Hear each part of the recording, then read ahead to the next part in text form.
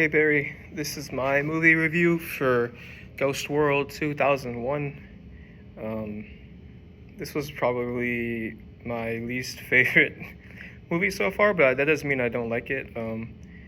Uh, just pretty much, I really want to go over the storytelling first of all because I think out of all of the movies so far, this has been the most unique storytelling wise. Uh, so basically, just to go through the plot a little bit, I mean, it's about a high school, two high school girls that graduate, and they're basically trying to find what they want to do after they graduate. They don't want to go to college, and one of them, the one that we follow the most of the story, kind of goes through a bit of a self identity crisis, basically. Which I mean, yeah, it can happen, but I've never really expected it to go the way it did, where she finds out that she's kind of uh, falling in love with the things that she used to ridicule, like Seymour, basically, and uh, it's and actually I think it was fantastic writing that her character arc kind of came full circle, and that came at the consequence of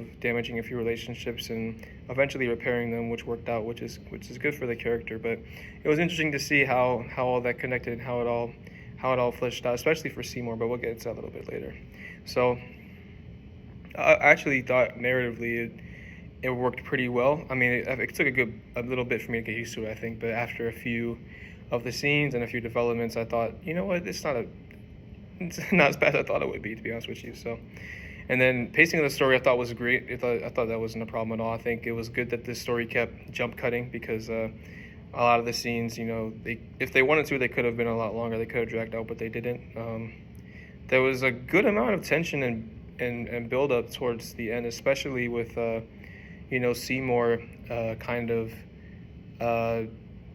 in trying to balance his I don't want to mess up my relationship with the high school girl, which sounds weird to say, but I also want to have find a normal wife. And I was very surprised that in the end he ended up actually deciding to not pursue I forget, I'm really bad with names, but he decided not to pursue the girl that was actually his age, and instead kind of fell into this temptation of dating the younger girl, which didn't work out either. Which, so I mean, it kind of life has its consequences, I guess. And then plot twists. The story was full of plot twists, to be honest with you, as far as like not like major ones, but more so just like throughout the story there was moments where uh, the relationships between the characters were tested very, very intensely, and you always thought like how's this going to end, and what decisions they're going to make next. A lot of things were going wrong for the main character, as far as like the the painting, and then there was her situation with her father or dating the girl and letting her move in, and she wasn't happy about that. And it's basically just things that any teenager can go through. But well, I say that, well, that situation maybe, but I mean, for the most part, I don't think most teenagers go through the things that she went through. I hope not.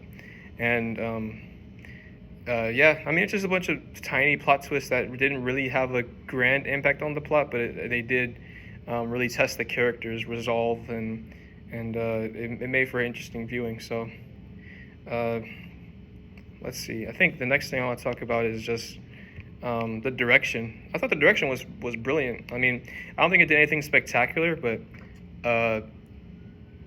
what I mean is like it was so good that you almost didn't notice anything. Uh, like you didn't really ever want to criticize it or say anything that like it was just like it felt natural throughout, which I think is an underrated quality, because I mean I say it was brilliant, but what I mean by brilliant as far as like direction goes is like it felt like a normal movie, right? And I mean, I guess that's the goal with any director, is to make a movie feel like it's just the shots were normal, and it just makes the movie feel like it's real, and it didn't do anything complicated, didn't do anything that you thought was bad. And I just thought overall, like, the directing of the actors was good. I mean, some of the acting I thought was abysmal, I'm not gonna lie to you, especially towards the start of the film. Like, I don't know if it was like deliberately sarcastic or if they were just being bad actors, but I mean, overall I wasn't really impressed with some of the actors. It's mostly just the background actors, not like anybody major. I thought all the characters that were critical to the story did a great job. But I mean, the creative vision I think was great. I love the jump cuts. I mean, I'll say that again. Like, I thought the jump cuts served the film really well as far as like you never knew what was going to happen next. You always thought there was going to be a twist that's going to come up because it's the nature of the characters, how unleashed they could be sometimes. And I thought overall, like, you know, the creative direction served that kind of idea really well. I wouldn't say there was anything innovative particularly about the film as far as filmmaking goes, as direction goes, techniques go. But I did enjoy just seeing the story come full circle overall. And I think like there was a shot at the end with the guy who was waiting, the old man who was waiting for the bus, and I thought that shot where he's like looking across the screen. Not looking across the screen, but looking across the street rather. And then she ends up walking over to sit on the bench. I don't think, maybe it's not a spectacular shot like I'm making it out to be, but in my opinion, like shots like that kind of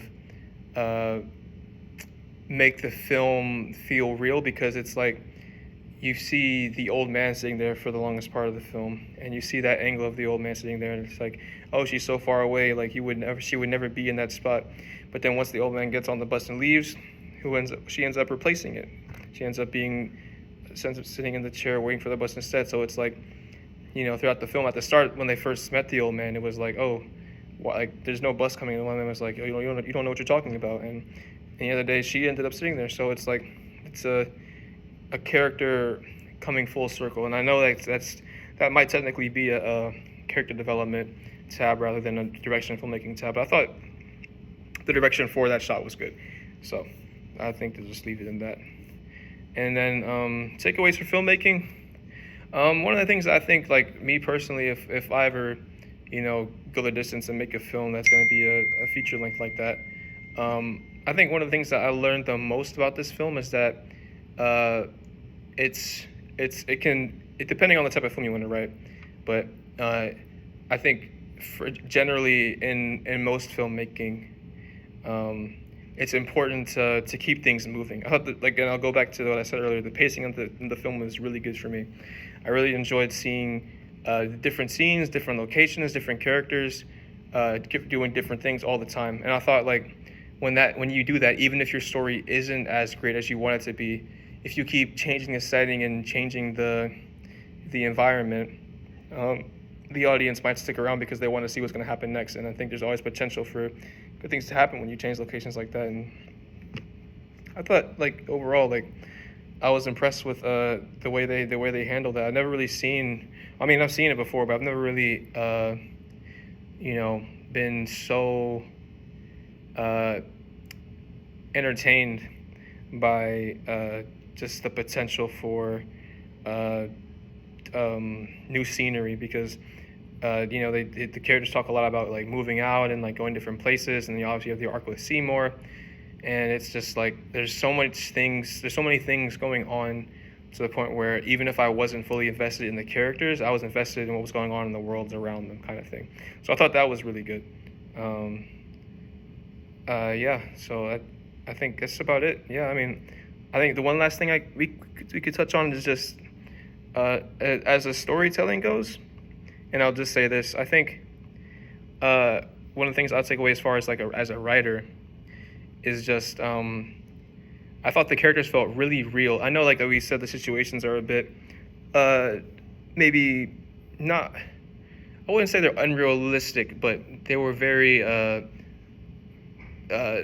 I've never seen them before, the kind of thing, and I think as a writer, it's important to have a good understanding of the world, because you're presenting it to the world, right? And people have different experiences and they understand different things differently. So I think as a writer, it kind of showed me that it's important to be aware of all these types of situations socially, and just kind of whenever I'm watching a film, make sure that it's just understanding the world around you before we just write what we know. So I thought that was good. So that's the end of my movie review. I'm sorry to keep these so long, but I thought the film was pretty good overall. I wouldn't recommend it, But I think as far as film techniques go and writing goes, there's things you can definitely take away from it. So see you on Tuesday. Bye bye.